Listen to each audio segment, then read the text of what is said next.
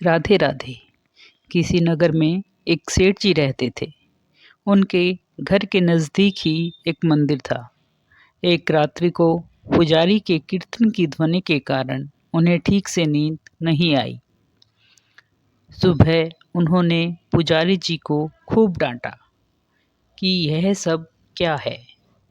पुजारी जी बोले, एकादशी का जागरण कीर्तन चल रहा था। सेठ जी बोले, जागरण कीर्तन करते हो तो क्या हमारी नींद हराम करोगे? अच्छी नींद के बाद ही व्यक्ति काम के लिए तैयार हो पाता है, फिर कमाता है, तब खाता है। पुजारी ने कहा, सेठ जी, खिलाता तो वह खिलाने वाला ही है। सेठ जी बोले, कौन खिलाता है? क्या तुम्हारा भगवान खिलाने आएगा? पुजारी बोले, वही तो खिलाता है। सेठ जी कहने लगे, क्या भगवान खिलाता है? हम कमाते हैं तब खाते हैं। पुजारी ने समझाकर कहा, सेठ जी, निमित्त होता है तुम्हारा कमाना और पत्नी का रोटी बनाना। बाकी सब को खिलाने वाला, सबका पालनहार तो वह श्री कृष्ण ही है। सेठ जी ने कहा, क्या पालनहार पालनहार लगा कर रखा है? बाबा आदम के ज़माने की बात करते हो? क्या तुम्हारा पालने वाला एक एक को आकर खिलाता है? हम कमाते हैं तभी तो खाते हैं। पुजारी बोले, सभी को वही खिलाता है। सेठ जी, हम नहीं खाते, उसका दिया। पुजारी ने फिर कहा, नहीं खाओ तो मार कर भी खिलाता है।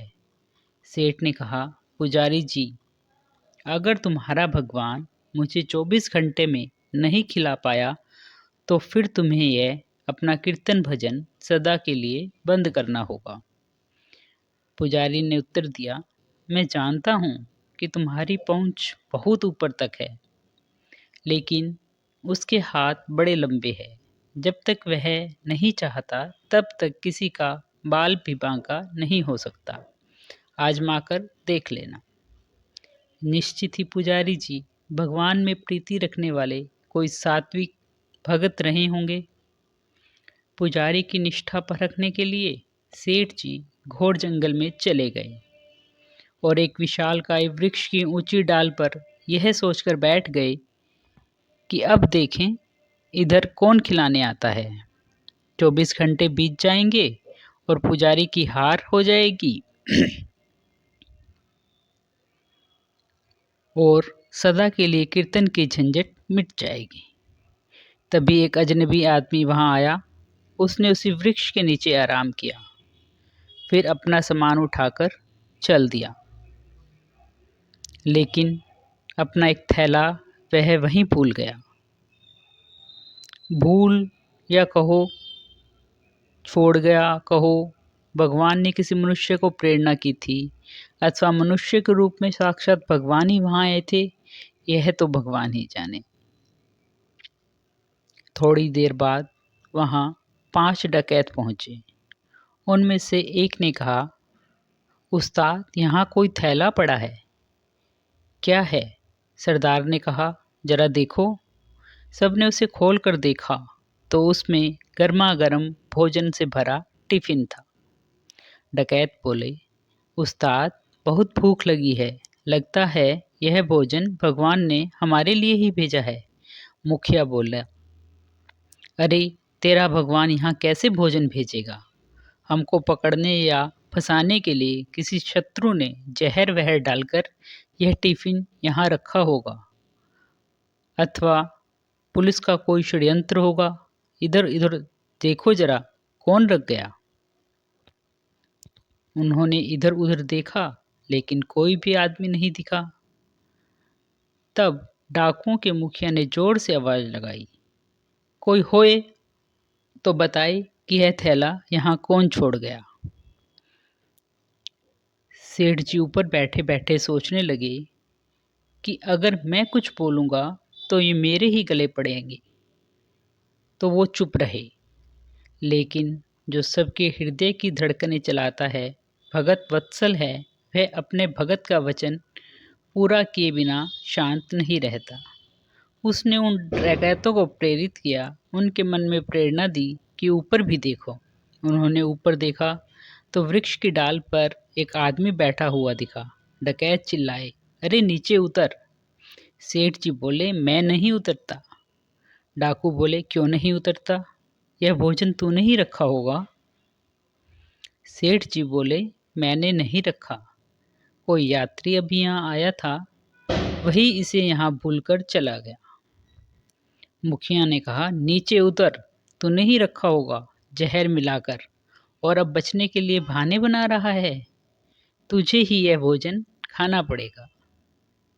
अब कौन सा काम वह सर्वेश्वर किसके द्वारा किस निमित्त से कराए अथवा उसके लिए क्या रूप ले, यह उसकी मर्जी की बात है। बड़ी गजब व्यवस्था है उस परमेश्वर की। सेठ जी बोले, मैं नीचे नहीं उतरूंगा और खाना तो मैं कतई नहीं खाऊंगा। डाकू बोले, पक्का तूने खाने में जहर मिलाया है?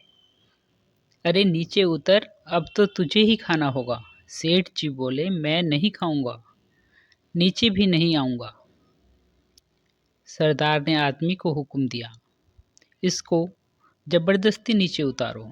डकैत ने सेठ को पकड़कर नीचे उतारा। ले खाना खा।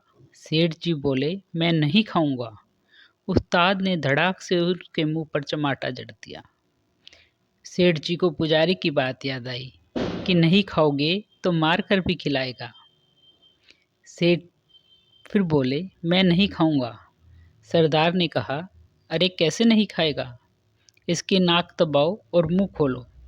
डकैतों ने सेठ की नाक दबाई, मुंह खुलवाया और जबरदस्ती खिलाने लगे। वे नहीं खा रहे थे तो डकैत उन्हें पीटने लगे। तब सेठ जी ने सोचा, ये 5 है और मैं अकेला, नहीं खाऊंगा तो ये मेरी हड्डी पसली एक कर देंगे, और इसलिए चुपचाप खाने लगे और मन ही मन कहा, मान गए मेरे बाप, मार कर भी खिलाता है।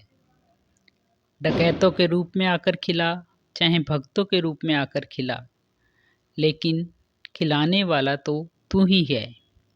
आपने पुजारी की बात सत्य साबित कर दिखाई। सेठ जी के मन में भक्ति की धारा फूट पड़ी। उनको मार पीट कर डकैत वहां से चले गए तो सेठ जी भागे और पुजारी के पास आकर बोले, पुजारी जी मान गए आपकी बात कि नहीं खाए तो वह मार कर भी खिलाता है। संसार जगत में निमित्त तो कोई भी हो सकता है, किंतु सत्य यह है कि भगवान ही जगत की व्यवस्था का कुशल संचालन करते हैं। हमें हर हाल में परमात्मा पर भरोसा रखना चाहिए। किसी भी स्थिति में भगवान पर विश्वास ही नहीं बल्कि दृढ़ विश्वास होना चाहिए। उनकी करनी में किसी भी प्रकार का संशय नहीं करना चाहिए। बोलिए राधे राधे।